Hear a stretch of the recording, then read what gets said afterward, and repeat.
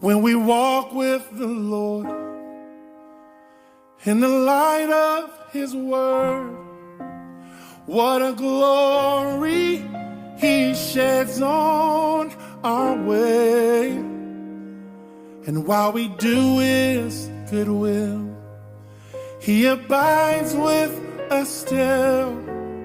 And for all who will trust and obey, so trust and obey, for there's no other way to be happy in Jesus.